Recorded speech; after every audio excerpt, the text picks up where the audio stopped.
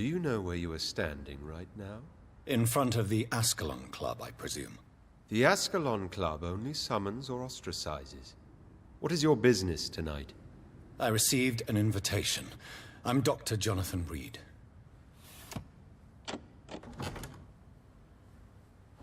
Welcome to the Ascalon Club, then, Dr. Reid. Please proceed. Lord Redgrave is waiting on you upstairs.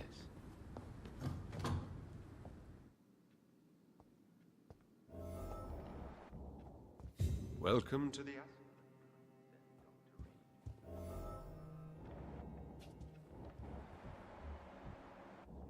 There has been quite a battle here.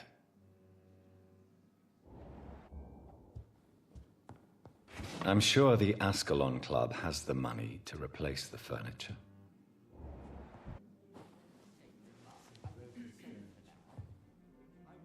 Good evening.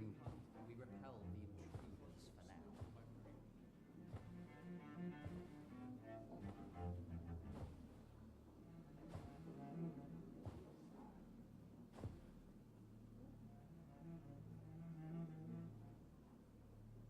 My good friends, if I may have your attention.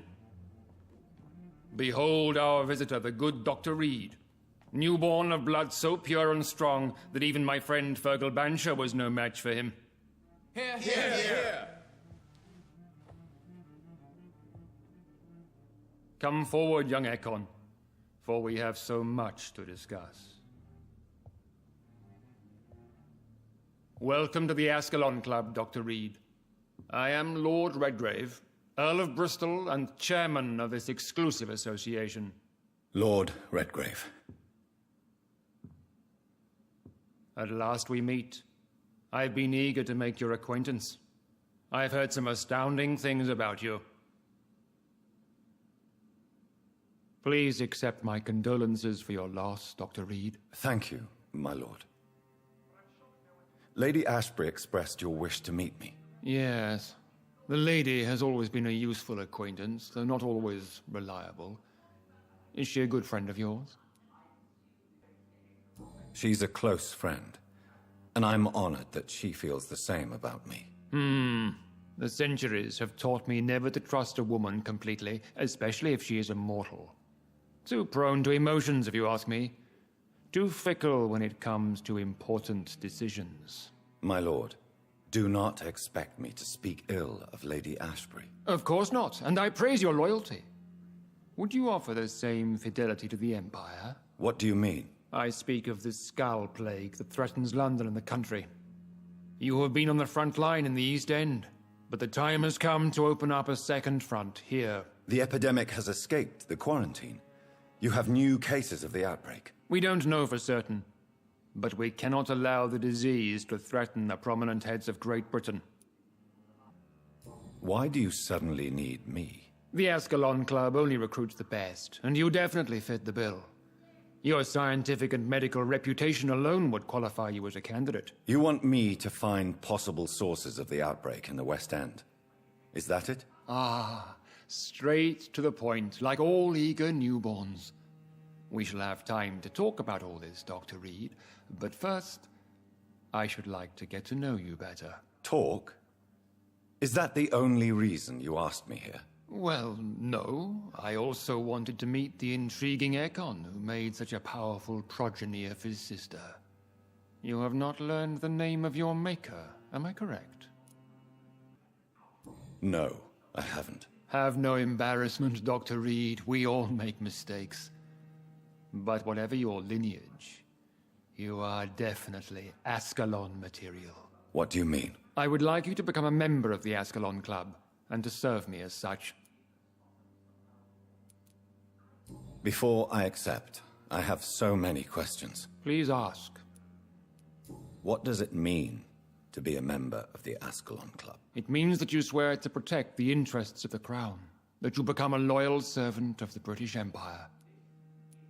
Do you have any official recognition from the government? A charter from His Majesty the King? No. Of course, the Ascalon Club publicly supports the Empire, but the true nature of its members remains a secret. Am I supposed to follow orders? As founder and chairman of the club, I alone am entitled to make demands of our members, and I do appreciate obedience. What is the Ascalon Club's express purpose? We follow the credo of William Marshall, the greatest knight who ever lived. As was he, we are sworn to protect the British Empire. What does Ascalon mean? Ascalon was the lance wielded by St. George, glorious patron saint of England when he slew the dragon. And like that lance, we pierce the hearts of all our nation's enemies. William Marshall founded the Ascalon Club. Not exactly. William Marshall granted me immortality, and I founded the club a few years later. The good knight has been gone for so long. I killed Fergal, who claimed to be one of yours, sent to cleanse the East End of all Scals. Will his death be an issue? Do not worry. My priorities have changed. Fergal was a zealous servant of mine, but like any servant, he had his limitations and is readily replaced if necessary. I agree to join the club. This is good news. Good news indeed in these crucial times. Let's inform the Assembly formally and proceed with your initiation. My initiation? Fear not. Nothing fancy nor dangerous. It is just that we, the members of Ascalon, believe that tradition and custom are the backbone of this country.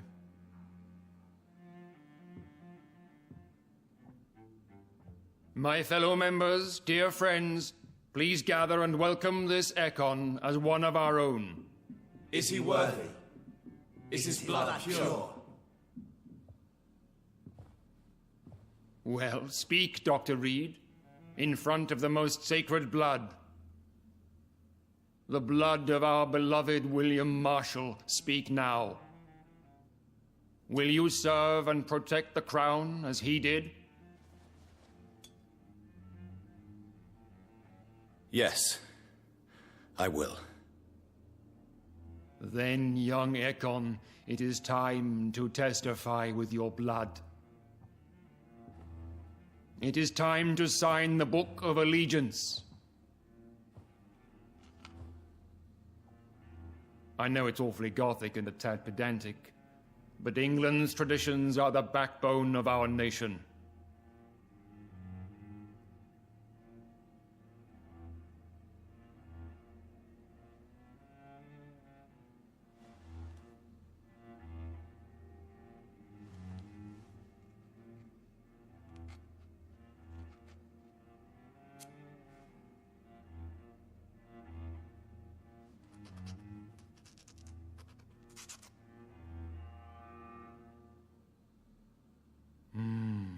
Delightful.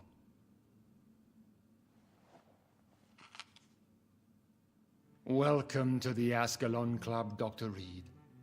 Take your place among the bearers of the lance. One of us! One of us!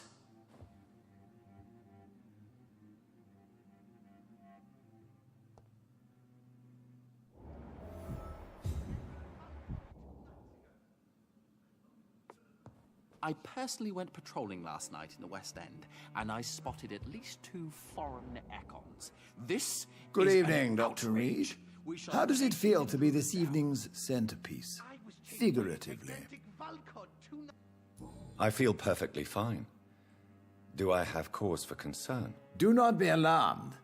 The Ascalon Club has a tried and tested policy for choosing its initiates. May I ask who you are, sir? Why would you be interested? Well, as you seem to be the only man in the room with a beating heart, you draw quite a bit of attention yourself. Ah, vampire senses never cease to fascinate me.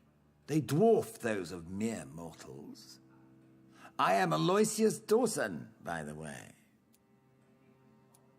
Are you a member of the club? Yes, I am. And I have been for many years. And will be until the day I die. What can you tell me about it? It's not really my place to give you such information.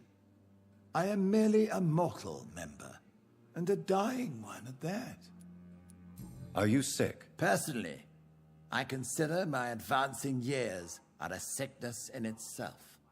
My body is slowly abandoning me, Dr. Reid. Are you not afraid?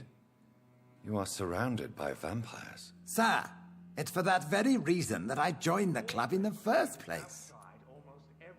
Is not the nature of this club a secret, shared by only a privileged few? My dear Dr. Reid, I have spent years and a fortune precisely to gather that kind of information. So you asked for membership? I have been a member of many clubs in many countries. But I must admit, this one is my favorite. What can you tell me about Lord Redgrave? I would not dare speak of our chairman without his consent. Mr. Dawson? Of Dawson and Dawson? The wealthiest man in England. It is a pleasure to meet such a prominent figure of London. A withering London figurehead, to be precise. Are you sick, Mr. Dawson? I am a doctor, you know. My case is beyond the scope of traditional medicine. I have spent fortunes on the world's most competent doctors to arrive at that diagnostic conclusion. I'm sorry to hear that, sir.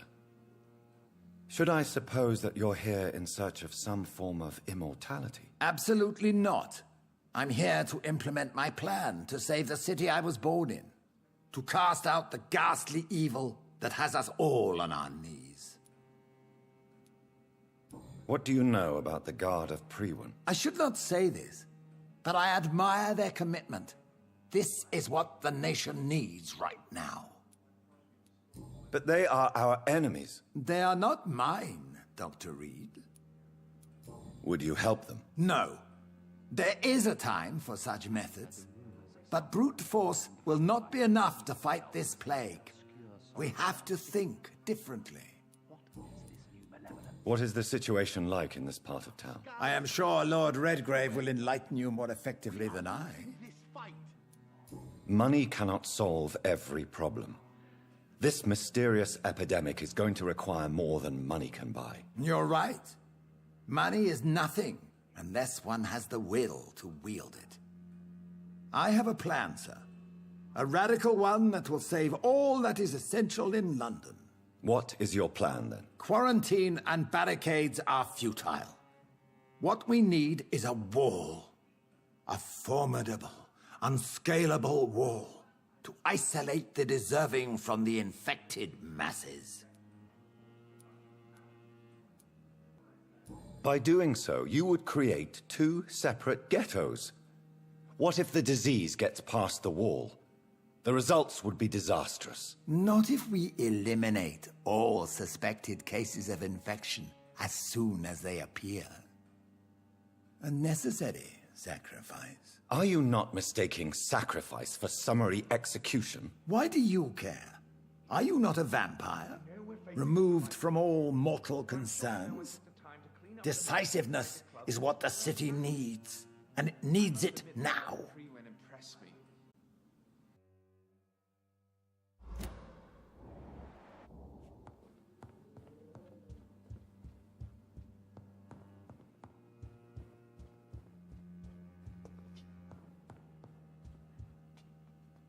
That went well, did it not? It is always useful to bolster the troops' morale, especially before a difficult battle. You have the makings of a general, my lord. I was, though very long ago, well, not quite a general, but a proud defender of the crown. So why did you really want to meet me? Straight to the point again, young Ekon. All right, let's talk, you and I, Lance Sparrow. I'm listening, my lord. According to my spies, you have worked with Dr. Edgar Swansea on the epidemic, and your findings were quite alarming. Do you know Edgar Swansea? Not personally, but I've been told he has some sort of immortal fetish and is a good friend of yours. Does it bother you that I consider him my good friend? As long as you reveal nothing of the club's inner workings, why should I forbid you engaging in conversation with the good Dr. Swansea? You were spying on me? Not personally. I rarely leave this building. But once he found you, Fergal kept me informed. Until you put an end to his mission. Who was Fergal? I don't see him sipping tea with the others in the club. Fergal Banshire was my squire of sorts. Even before becoming that magnificent beast, he was a brute. He served me well for decades. No, I mean, what was he? He was clearly no ordinary vampire. No, he was a Volcod. All muscles and instinct. Quite the rare breed. Ferociously territorial. Mortals often mistake them for werewolves. You do know I killed him. Yes. Will you bear ill will towards me for his death? Of course not. Your victory was quite impressive and courageous. You earned my respect. Yes, I'm convinced the recent invasion of frenzied Scals in London is directly linked to the epidemic. This is not the Spanish flu, but something else. I would be glad to hear more of your discoveries, Dr. Reid, but for now, my main concern is the security of London's inhabitants, both mortal and immortal. What do you mean? Alarmed by the epidemic, the Guard of Prewen has started a war against us British vampires. To appease the situation, we must eradicate the Scals. I have met peaceful and wise Scals. To exterminate them means we are no better than vampire hunters. Scals are hideous, shameful creatures that give all Ekon a bad name. So, what do you want me to do? I want you to investigate the city thoroughly. I have reason to fear there are cases of contagion in this part of town. Our absolute priority is to find and cleanse them. And how would you like me to proceed? By all means necessary, Dr. Reid. You are now a member of the Ascalon Club, and you have carte blanche. Interrogate the locals, follow all the leads you find, and get results.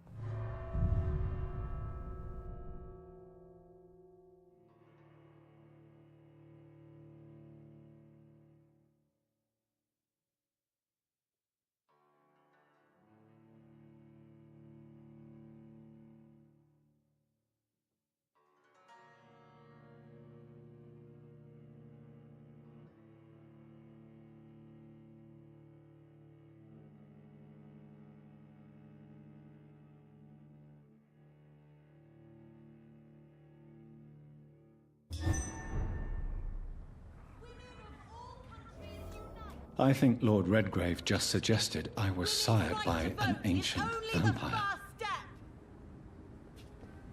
Women die too in this war! Good evening, Miss Ashbury. And good evening to you, Dr. Reid. I'm investigating the source of the epidemic in this district. Have you noticed anything unusual recently? A few days ago, I spotted a strange house while campaigning for women's suffrage. Awful smell. No answer when I knocked. Where is it? It's the Mullaneys, a nice family who live in a big house near the park in the eastern part of this neighborhood. Goodbye, Charlotte. Give my best regards to your mother when you see her. She's been quite busy these last few nights. I suspect you may see her before me. Good evening, Dr. Reid. A great night, what? I'm investigating the source of the epidemic in this district. Have you noticed anything unusual? Not really. Wait, now that you mention it, I don't see the McPhersons in my favorite restaurants. They love delicate meals too, you understand. Thank you. It may be nothing, but I'll investigate anyway. Where do they live? They have a house in the southern part of the district, somewhere north of the railway bridge. There is a courtyard, if I remember rightly. We meet again, Mr. Kimura, in a more peaceful situation. Dr. Reid. Still visiting London by night? We must both be nocturnal animals, you and I. After your captivity, I thought you'd be more cautious. Breathing the cold night air helps calm my mind, sir. I've had the most frightening nightmares since I escaped that filthy jail. How is the situation in the West End? I've heard rumors about armed men patrolling and fighting infected citizens in these very streets. I was lucky they didn't shoot me when I was abducted. May I ask you what you do for a living, Mr. Kimura? I was a landlord. A wealthy one. And not a very kind one, I realized recently. Why this sudden epiphany? Is it because of your near-death experience? I was already feeling nostalgic about Weymouth, my hometown. With recent events, I'm thinking about going back there.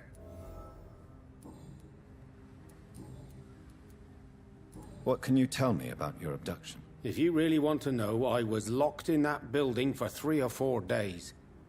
My jailer was insane, mumbling about sacrifice and voices. And why didn't he sacrifice you? That was the weirdest part. He claimed to spill blood was not enough. It had to be done when some stars were aligned. Which stars? That's the whole point. He wanted me to talk to him about some Red Queen configuration or constellation. I've never heard of such an astronomical term. What did he say about voices? He constantly whined about the voice of his master, ordering him to do terrible things. He wanted to silence the voice by offering blood. My blood. Why are you so nostalgic for your hometown, Tadao? I was focused so much on making money, I almost forgot that my relatives and friends are threatened by this epidemic. Have you heard anything from your family? I was not only a bad landlord, I was also a bad husband. I've not seen my wife and son for years. Busy, busy, busy. At least now you're ready to go back and see them. But don't be surprised if your son bears a grudge, sir. You make it sound like you suffered from an absent father yourself, Dr. Reid. Well, I'll keep your warning in mind. Have you no friends at all? Over the years, I'm afraid my greed turned me into my friend's adversary, while I became friends with my professional rivals. Those you grew up with didn't share your views on money and success. Would you believe I was once a member of poetry circles and an astronomy club? We were young, such joyful dreamers then, that I stopped laughing long ago. Can you change? And is it what you really want? If so, it must come from within, not without. I've seen what an altruistic gesture can do. Nothing forced you to save me, Dr. Reid, but you did. I will follow your example in these matters from now on. There is no need to thank me. Rescuing a London citizen should not be out of the ordinary, though I'm afraid it may appear so in these difficult times. You did not only rescue me, you fought for me. You put your life in danger to save me. That's quite extraordinary. How will you cope if you're attacked again? I don't know. I've heard about these men and women who patrol the West End every night, chasing criminals like my abductor. Maybe I should join them. Tell me, Tadao, why was your abductor so interested in your passion for astronomy? I don't know. We met a few times at the Royal Greenwich Observatory. He seemed to share my hobby. Then he invited me to his house and locked me in. Yes, astronomy is a fascinating subject. When I was a child, my mother bought a small telescope for my sister and I. We spent many a pleasant evening stargazing. Stars are not just dots in the sky, Doctor. They are the key to our understanding of the cosmos. They remind us how insignificant we are. You're right.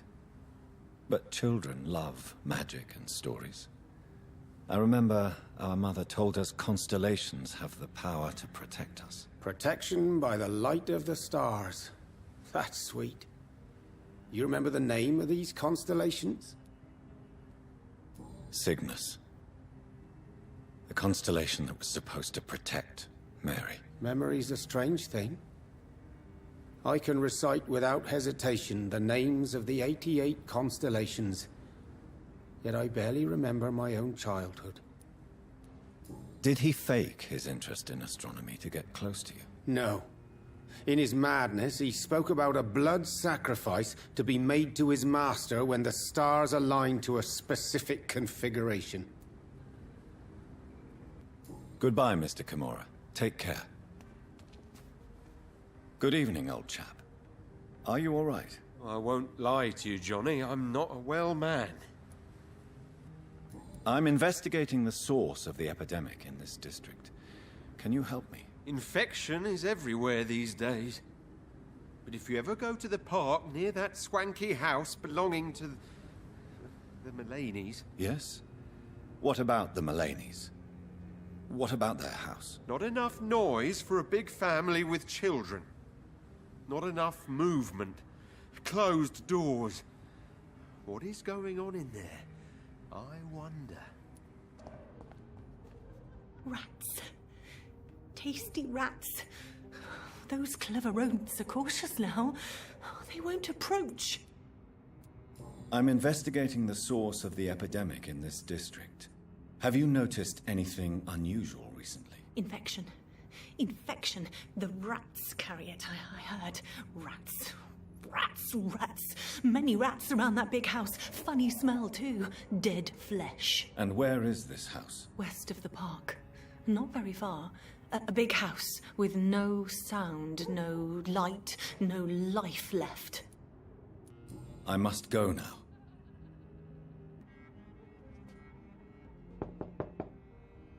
Hello again, Venus. Jonathan, you're still up. Can't you just knock at people's doors during the day? I'm sure you can spare me a few minutes. For old time's sake. Of course you may enter, Jonathan. You know that you are always welcome here. But at this hour of night? It's a pleasure to see you again, Venus. So you returned from the war in one piece too. Thank God. My Clarence is back home too. How is the old rascal? Probably outside, chasing ghosts and chimeras. Clarence has changed a lot since he returned from the war, you know. How have you been since the last time we met? How long has it been? 3 years now? I've done my duty, like all British women. You have no idea what it was like to wait for months without knowing if I'd still be a wife or a widow. I understand. Luckily, this part of town has been saved from the worst of the bombings, from what I've seen. Yes, and it's also true about the epidemic. The flu has killed here too, of course, but not on such a large scale as in other parts of town. Have you noticed anything peculiar about the neighborhood recently? You mean except for your return to town? No. Oh, and again, Jonathan, please accept my condolences for your sister. Thank you, Venus. It was so sudden. And I've been so busy, I haven't spoken to anyone about it. I wish I could have assisted at the funeral, but, you know, it's been so quick. And what with the epidemic in the streets? There's no need to apologize, my dear. It's normal, considering the circumstances. No, it's not. I am sure that Clarence has not even thought to present you his condolences. He is too busy with his penny dreadful stories. Why is my return so surprising? It's more an unexpected happy end than a surprise. You and Clarence, back from the war. You have no idea how hard it's been for me. Venus, why do you worry so much about your family's reputation? Everyone laughs at Clarence now. And they avoid me because they believe I share his insane opinions. I'm a leper in my own community. Tell me about Clarence's obsession with vampires. It drives me so crazy it makes my stomach hurt. I was so relieved to have him back. But I quickly realized he'd lost his mind in France. I understand your irritation, Venus. But you have to accept the trauma Clarence endured on the battlefield. The question is simple, Jonathan. Is my husband mad? Yes or no? Do vampires exist? Or is Clarence a lunatic? So you don't believe Clarence? If poor Mary, bless her soul, had tried to convince you of the existence of bloody vampires, would you have believed her? Seriously? The important question is, what do you really think of your husband? I'm tough, Jonathan. He should have told me the horrors he witnessed, however appalling it was, instead of inventing a fantasy about blood-drinking monsters. I'm investigating the source of the epidemic in this district. Have you noticed anything unusual? The McPhersons. I heard they locked themselves in their own house. They could just be afraid of getting sick. Perhaps you're right. But if I were you, I'd pay them a visit.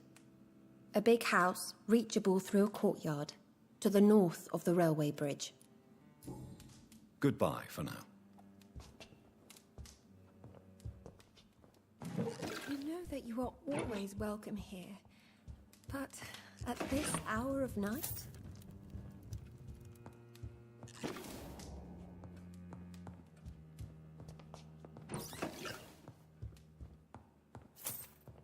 I'm so sorry for your loss, Jonathan.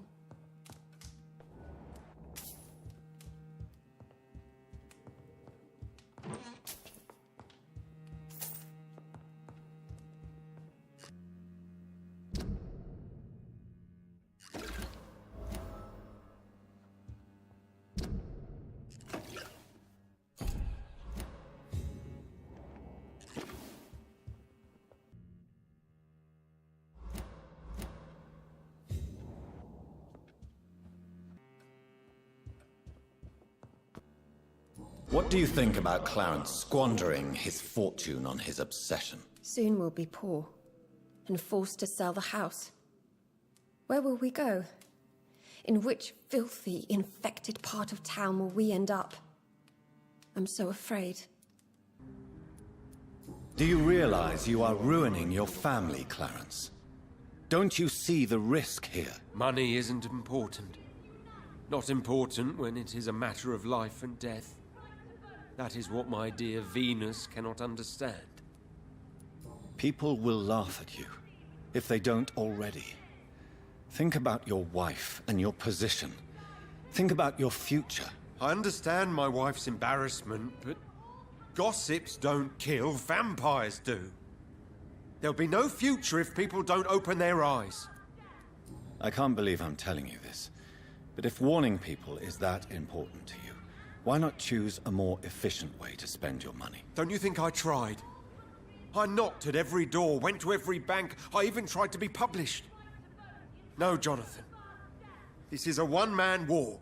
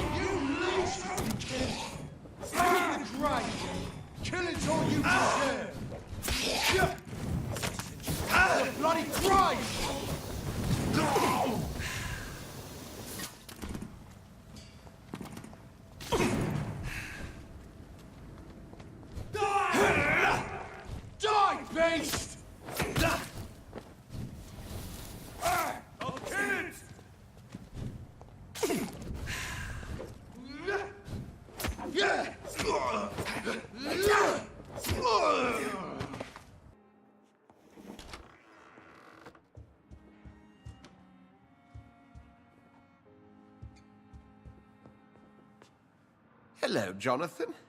How are things on the West End front? Complicated, my friend. The rich and powerful feel threatened by the disease, and have asked me to put an end to it. Yes. It is odd how resolving a crisis suddenly increases in urgency when it affects those who matter. It looks like the epidemic is spreading to the western districts of London. I am trying to locate the source of the infection. It won't be an easy task, my friend. This disease is highly contagious. Do you not think epidemiology could be helpful in this matter? To retrace the origin of infection through time and topology? If anyone can perform such a miracle, it will be you, Dr. Reid. Since this epidemic is evidently linked to the vampire curse, we must find the original carrier to understand where it comes from. I admire your logic, Jonathan, but be careful. Rationality, when it comes to your kind, is not always a reliable lens. Do you know Aloysius Dawson, the famous tycoon, is well versed in vampire and occult knowledge? No, I did not. But that is no surprise. For half a century, it has been quite the trend for English nobility to join secret societies and occult circles. But Aloysius Dawson is only a rich merchant. Yes, richer than Croesus. Wealth is more respected than title these days, even in England. Did he contact the Brotherhood of St. Paul? Try to join your group? It would not surprise me, but I am certain he's never been a member. Does the Brotherhood of St. Paul know anything about the Ascalon Club? Well, I'm afraid that's unlikely. Ascalon is a sensitive topic, and whatever material the Brotherhood has, I may not have access to. Who could answer me then? Usher Talltree, our current primate, may be the only one able to answer you. He's a discreet man who lives in the West End. Thank you for your time, Edgar.